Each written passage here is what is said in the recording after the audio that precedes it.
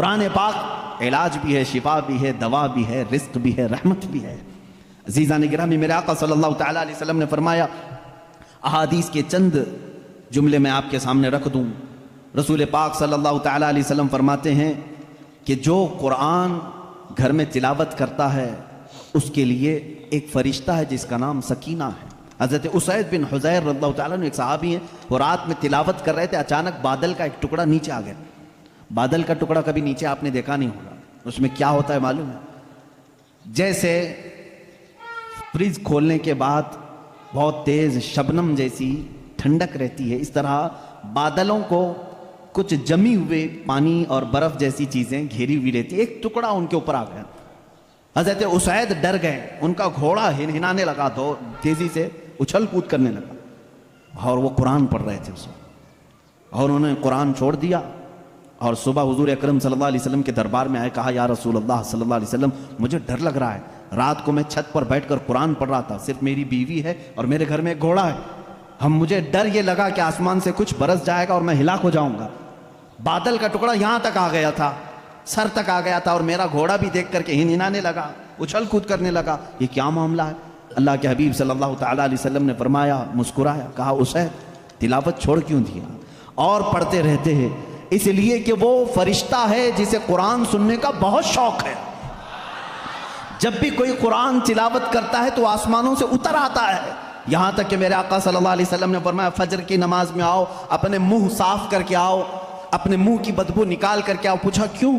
फरमाते हैं मेरे आका सल्लल्लाहु अलैहि वसल्लम, जब तुम नमाजों में कुरान की तिलावत करते हो, कुछ ऐसे फरिश्ते हैं वो अपना मुंह तुम्हारे मुंह से लगा देते हैं, तो मुंह की बदबू ना हो, फरिश्तों को तकलीफ ना हो, इसलिए कि वो कुरान सुनने के शौकीन हैं।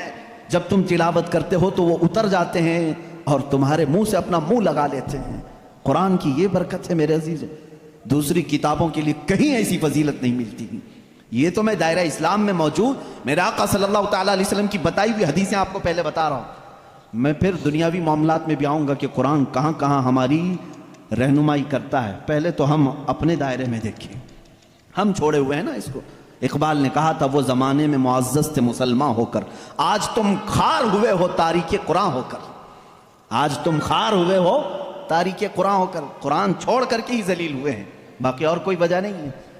अल्लाह तबारक व तआला ने जो मुकद्दस चीज़ तुम्हारे लिए उतारी, पिछली उम्मतों को कभी ये चीज़ नहीं मिली। कुरान जैसी बरकत किसी उम्मत को नहीं मिली जो उम्मत मुस्तफ़ा सल्लल्लाहु अलैहि वसल्लम को मिली। तौरात आई है, इंजील आई है, ज़बूर आई है, सबको मालूम है ना, आसमानी किताबें आई। जाओ ऐ मुसलमानों, ढूंढ करके लाओ तौरात का एक नुस्खा जो मूसा अलैहिस्सलाम पर उतरा था, ढूंढ करके ले आओ। इंजील का एक नुस्खा कि जो ईसा अलैहिस्सलाम पर उतरा था, ज़बूर का एक नुस्खा लेकर करके आओ। आज वो किताबें नापैद हैं, और अगर हैं तो उसमें इख्तिलाफ। खुद ईसाइयों के यहाँ 4 किस्म की इंजीलें पाई जाती हैं, यहूदियों के यहाँ तौरात ओल्ड टेस्टामेंट में, यूनान वालों का अलग, फलां जगह का अलग, जर्मनी के अलग, यूके के अलग, अमेरिका के अलग। जाकर के देखोगे तो उनके नुस्खों में अलग अलग तब्दीलियां हैं। ज़बूर नाम की जो किताब थी दाऊद अलैहिस्सलाम पर, वो कहाँ है? उसकी कितनी आयतें गायब, किसी को नहीं पता। लेकिन दुनिया में अगर खालिद हमेशा रहने वाली कोई किताब है तो कुरान मुक़द्दस है। तुम जाओ अमेरिका में भी तुम्हें यही कुरान मिलेगा जो सूरह फातिहा से शुरू हो रहा है। अरब में जाओ यही कुरान मिलेगा जो वन्नास पे ख़त्म हो रहा हो। हिंदुस्तान में आओ यही कुरान मिलेगा जिसके दरमियान में सूरह कहफ है। कहीं पर भी जाओ कुरान उसी तरह से आज मौजूद है। तुम्हें डरने की ज़रूरत है मुसलमानों, कुरान कहीं ज़ाया नहीं होगा, कहीं ज़ाया नहीं होगा। आज कुछ लोग ये सोचते हैं कि कुरान को हम मिटा देंगे, खाक मिटा देंगे, खाक मिटा देंगे। तुम जैसे बहुत आए, तुम्हारे से बड़े बड़े बल्कि सड़े सड़े भी आए, कुरान का कुछ नहीं कर सके, इसलिए कि इसके हिफाजत की जिम्मेदारी खुद अल्लाह ने ली है। कुरान में खुद फरमाता है, इन्ना नहनु नज़्ज़लना ज़िक्र व इन्ना लहु लहाफ़िज़ून, हमने ही कुरान को उतारा है और हम ही इसकी हिफाजत करने वाले हैं। अब अल्लाह के जिम्मे में है, इसीलिए कुरान की हिफाजत का जिम्मा उम्मत को नहीं दिया गया, वरना यही हाल होता जैसे पहले की उम्मतों ने किया। ईसाई उलमा क्या करते थे, अमीरों के लिए अलग आयतें बताते थे, गरीबों को अलग आयतें बताते थे, पैसा लेते थे, आयतें बदल देते थे। अगर उम्मत के हवाले ये कुरान भी छोड़ दिया जाता तो दुनियादार जर खरीद मौलवी वो कुरान को भी बेच देते हैं, हुकूमत को राजी करने के लिए आयतें बदल देते हैं। मुफ्ती सलमान अज़हरी का एक बहुत अच्छा और लाजवाब बयान आप लोगों के सामने रखने के लिए जा रहा हूँ। मुफ्ती साहब की तकरीर का एक एक जुज़, एक एक टुकड़ा बड़ा ही हसीन और बड़ा ही खूबसूरत हुआ करता है। मुफ्ती साहब लोगों की नज़रों में हमेशा जो है छाए रहते हैं और लोगों के अक़ीदे के ताल्लुक़ से बहुत बेहतरीन बयान मुफ्ती साहब के हुआ करते हैं। आइए मुफ्ती सलमान अज़हरी की इस स्पीच को आप लोग सुन लीजिए कि मुफ्ती साहब ने क्या कहा है, ज़रा गौर से सुनिए। हम ये सब महफूज हैं, जो आलिम होगा, जो हाफिज होगा, करोड़ों की तादाद में उलमा भी हैं, वो सबको मालूम है। यानी कुरान की ये बातें जानने वाले उलमा की बात कर रहा हूं। सबको मालूम है कि कुरान में 114 सूरतें हैं, 540 रुकू हैं। इतना ही नहीं बल्कि इसके जो है हर्फ भी गिन लिए गए, आयतें भी गिन ली गई हैं। 6666 आयतें हैं, हरूफ भी गिने गए हैं, ज़बर भी गिने गए हैं, ज़ेर भी गिने गए हैं, बल्कि इसके नुक्ते भी गिन के रखे गए हैं। कहीं एक नुक्ता भी कम नहीं कर सकोगे। इस कुरान की इतनी जो हिफाजत है, आज मैं आपको बताऊं, कभी किसी नॉन मुस्लिम के पास जाओ और अगर वो तुमसे ये सवाल करे तो मुसलमान है, इस्लाम ही सच्चा धर्म है, क्या तुम्हारे पास प्रूफ है इस चीज़ का? तुम क्या कहोगे? हुजूर सल्लल्लाहु तआला अलैहि वसल्लम के मौजज़े सुनाओगे? इनकार करेगा। मेरे आका सल्लल्लाहु तआला अलैहि वसल्लम ने चांद के 2 टुकड़े फरमाए, सूरज को पलटा दिया, बहुत सारे मौजज़े हैं। वो कहेगा मैं नहीं मानता इन चीज़ों को, वो उस ज़माने में थे, मैं कहाँ देखा हूँ। अगर तुम उसके सामने इस्लाम की अजीम फतूहात को दिखाओगे, वो कहेगा मैं नहीं मानता, ये सब कहानियाँ होंगी, हमारे भी भगवानों के जिक्र इस तरह से किए गए हैं, इसी तरह की बातें हमारे पास भी मौजूद हैं। हर कोई कहेगा। तुम्हारे पास अगर अपने हक होने की कोई अलामत आज भी मौजूद है तो सिर्फ कुरान पाक है। उसे कहो मेरे सच्चे मजहब पर और अच्छे मजहब पर कायम होने की सबसे बड़ी दलील, सबसे बड़ा प्रूफ कुरान है, ला करके दिखाओ। इस तरह की कोई दूसरी किताब किसी के पास हो? कम से कम 1400 साल से जो महफूज चली आ रही है दुनिया में, किसी लेबोरेटरी में भी, किसी लाइब्रेरी में भी इतनी पुरानी कोई किताब आज महफूज मौजूद है ही नहीं। ये मेरी बात नहीं, सारी दुनिया का जो दूसरे रिलीजन से ताल्लुक़ रखते हैं उनका भी यही कौल है कि कुरान से ज़्यादा महफूज इस दुनिया में अब कोई चीज़ नहीं रह गई। इसकी हिफाजत को अल्लाह ने इस तरह से तरतीब देकर फरमाया है कि मुसलमान अपने बच्चों को हाफिज़ कुरान बनाते हैं और इसकी हिफाजत में लगे हुए हैं। अल्लाह ताला ने सीनों को चुना हुआ है इस कुरान की हिफाजत के लिए। खैर मेरे अजीज़ों, अहादीस करीमा में यह है, हुजूर अकरम सल्लल्लाहु तआला अलैहि वसल्लम फरमाते हैं क़यामत के दिन एक बंदा आएगा जो कुरान तिलावत करता था, इसके हिसाब की बारी आएगी तो रब ताला इससे फरमाएगा इक़राइल कुरान वरतक़ी वरत्तिल, ए बंदे कुरान यहाँ पर भी पढ़ जैसे दुनिया में पढ़ता था, जैसे तो कुरान पढ़ता था यहाँ पर भी पढ़।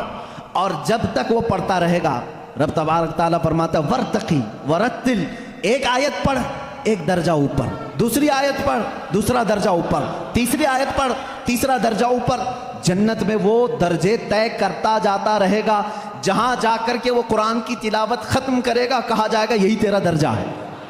मेरे आका सल्लल्लाहु तआला अलैहि वसल्लम से पूछा गया कि क्या ये कुरान जब तक वो तिलावत करता रहेगा उसके दर्जे बुलंद होते रहेंगे? हुजूर अकरम सल्लल्लाहु अलैहि वसल्लम की हदीस में, हाँ मैंने जन्नत में देखा है कुरान की तिलावत करने वालों से ऊपर किसी का दर्जा आया ही नहीं, क्योंकि ये तिलावत करते करते, क्योंकि जो कुछ भी जन्नत हासिल करने का ऑप्शन है ना वो दुनिया में ही तो है।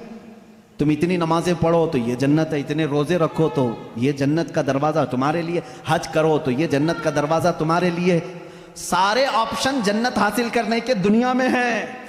ये दारुल अमल है, मरने के बाद अमल खत्म हो जाएगा, लेकिन क़यामत में सिर्फ एक अमल है जिसको फिर रब ताला रिपीट करवाएगा। वहां नहीं कहा जाएगा नमाज फिर से पढ़ के दिखा, हज करके दिखा, रोजा रख के दिखा, खत्म हो गया अमाल। लेकिन कुरान पढ़ने वाले को कहा जाएगा अब भी चाहता है तो पढ़ और ऊपर चल और बढ़ता जा। तो जिसको कुरान आता होगा वो पढ़ता जाएगा और दर्जे तय करता जाएगा। ये फजीलतें मेरे आका सल्लल्लाहु तआला अलैहि वसल्लम ने सुनाई, और ये जो हदीसें मैं जिक्र कर रहा हूँ मुत्तफ़क़ अलैह और सही अहादीस आपके सामने जिक्र कर रहा हूँ। यहाँ तक के हुजूर अकरम सल्लल्लाहु तआला अलैहि वसल्लम की एक हदीस है, क़यामत के दिन वो बच्चे जिन्होंने कुरान को अपने सीने में रखा था वो बुलाए जाएंगे। अल्लाह का कलाम याद किया, तो जब वो आएंगे तो रब तबारक व तआला उन बच्चों को बाद में फरमाएगा इनके वालिदैन के सर पर पहले ताज रखा जाए। उल्बिस वालिदाहु ताजन यौमल क़ियामती, रसूल करीम सल्लल्लाहु अलैहि वसल्लम फरमाते क़यामत के दिन ऐसा ताज पहनाया जाएगा जिससे सूरज की रोशनी भी फीकी पड़े। अहले महशर पूछेंगे ये क्या नबी हैं, ये सिद्दीक हैं, ये कौन है?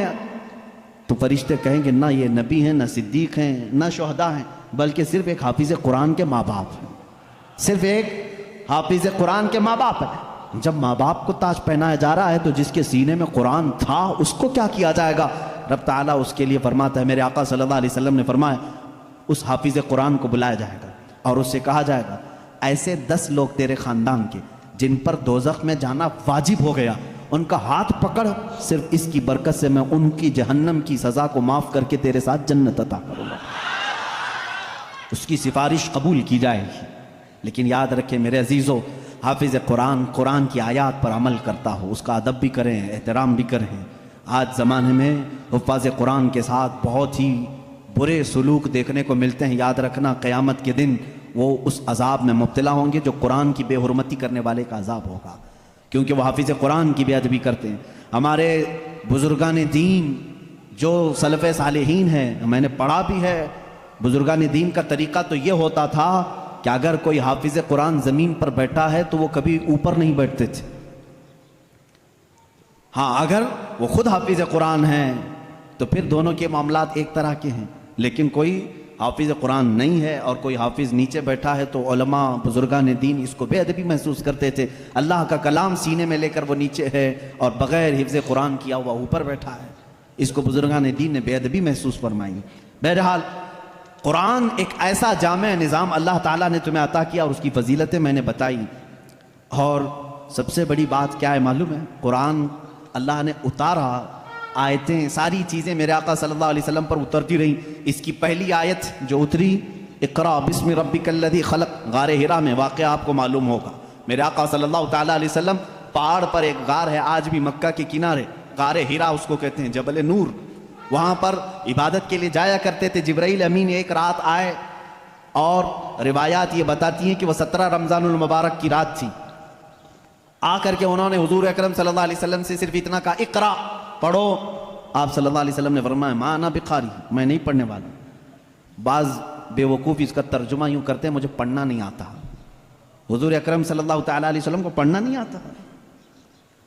आपने जिब्राइल अमीन ने सीने से सीना लगाया और फिर कहा इक़रा, कहा पढ़ो। मेरे आका सल्लल्लाहु अलैहि वसल्लम ने वही जवाब दिया। 4 बार इस तरह से हुआ। चौथी मर्तबा जो है जिब्राइल अमीन ने सिर्फ इक़रा नहीं कहा। इक़रा का मतलब क्या होता है? पढ़, या ऑर्डर है, ऑर्डर, पढ़। लेकिन जिब्राइल अमीन ने जब ये कहा इक़रा बिस्मि रब्बिकल्लज़ी खलक़, पढ़ उस रब के नाम से जिसने पैदा किया, मेरे आका सल्लल्लाहु अलैहि वसल्लम ने पढ़ना शुरू किया। मेरे आका ने मिजाज ये बताया अपनी उम्मत को कि पढ़ो वही जो रब तक तुम्हें पहुंचा है, तालीम हासिल करो वही जो रब के नाम से शुरू हो या रब तक तुम्हें पहुंचाए। ये आयतें यहाँ से शुरू हुई और आयतें जो ख़त्म हुई हैं उसमें इख्तिलाफ है। बाज़ उलमा ने लिखा है कि अल-यौम अकमलतु लकुम दीनकुम, ये आखिरी आयत थी जो हज्जतुल विदा में मेरे आका सल्लल्लाहु अलैहि वसल्लम जब आखिरी हज में थे नाजिल हुई। बाज़ उलमा और मुफस्सिरीन ने फरमाया इदा जाअ नस्रुल्लाहि वल फतह, ये सूरा पढ़ते होंगे ना आप नमाज में, ये कुरान की सबसे आखिरी सूरा है नाजिल होने के एतबार से। एक बात जहन में रख लें, नाजिल होने की तरतीब अलग है और पढ़ने की आज तरतीब अलग है। कुरान आज जो पढ़ा जाता है इसकी तरतीब कैसे है? सूरह फातिहा पहले है अल्हम्दुलिल्लाह, उसके बाद सूरह बकरा है, उसके बाद सूरह आले इमरान है, उसके बाद सूरह निसा है, उसके बाद सूरह माइदा है, उसके बाद सूरह अनाम है, फिर सूरह आराफ है। इस तरह से ये सूरतें चली और ख़त्म कहाँ पे हुई? सूरह वन्नास, कुल औज़ु बिरब्बिन्नास मलिकिन नास, पढ़ते हैं ना, ये आखिरी सूरह। ये पढ़ने की तरतीब है, लेकिन नाजिल होने की जो तरतीब है वो अलग है। पहले आयतें नाजिल हुई थी 5। ये बातें मैं क्यों बता रहा हूँ, ये लास्ट में आपको खुद समझ में आ जाएगा। जहन में इतना रख लेना, सबसे पहले कौन सी आयतें नाजिल हुई? इक़रा बिस्मि रब्बिकल्लज़ी खलक़। आज भी जब बच्चों की बिस्मिल्लाह खानी हम कराते हैं तो यही आयतें पढ़ाते हैं। बच्चे को सबसे पहले यही पढ़ाते हैं, 5 आयतें। 5 आयतें मैं पढ़ भी देता हूँ। इक़रा बिस्मि रब्बिकल्लज़ी खलक़ खलक़ल इंसान मिन अलक़ इक़रा व रब्बुकल अकरम अल्लज़ी अल्लम बिल क़लम अल्लमल इंसान मा लम यअलम। ये 5 आयतें हैं जो सबसे पहले मेरे आका सल्लल्लाहु अलैहि वसल्लम पर नाजिल हुई। जिब्राइल अमीन लेकर आते थे, हुजूर अकरम सल्लल्लाहु अलैहि वसल्लम को सुनाते थे। ये कुरान की इब्तिदा है और 23 साल तक नाजिल होता रहा। 23 ईयर्स, 23 साल तक नाजिल होता रहा। आखिर में कौन सी आयतें नाजिल हुई? एक तफसीर की रिवायत के मुताबिक इदा जा नसरुल्लाहि वल फतह व रअयत अन्नास यदखुलून फी दीनिल्लाहि अफवाजा फसब्बिह बिहम्दि रब्बिका वस्तगफिरहु इन्नहु काना तव्वाबा। ये 2 चीज़ें जहन में रखो। तो अभी आप लोगों ने अल्लामा मुफ्ती सलमान अज़हरी की इस तकरीर को सुना। मुफ्ती साहब ने अपनी तकरीर के अंदर ये बयान किया कि ज़िंदगी अल्लाह और उसके रसूल सल्लल्लाहु ताला अलैहि वसल्लम के लिए गुजारनी चाहिए। इस ज़िंदगी का मकसद हुजूर और हुजूर के रब यानी अल्लाह तबारक व तआला की महब्बत होनी चाहिए। इसलिए कि अल्लामा साहब ने सहाबा की दास्तान सुनाई कि उन्होंने अपनी ज़िंदगी अल्लाह और उसके रसूल के लिए कैसे क़ुरबान कर दी। अपनी जान से ज़्यादा, अपनी माल से ज़्यादा, औलाद से ज़्यादा उन्हें अल्लाह और उसके रसूल सल्लल्लाहु अलैहि वसल्लम से मोहब्बत थी। अल्लाह करे कि अल्लाह पाक हमारे दिलों में भी ऐसी जज्बे, ऐसे ईमान अता फ़रमाए और अल्लाह और उसके रसूल सल्लल्लाहु अलैहि वसल्लम से सच्ची अक़ीदत व मोहब्बत अता फ़रमाए। अज़ीज़ नाज़रीन, तो ये छोटी सी वीडियो आपके सामने रखी थी। अगर अच्छी लगी हो तो वीडियो को लाइक और कमेंट कीजिए, शेयर कीजिए। अस्सलामु अलैकुम व रहमतुल्लाहि व बरकातुहू।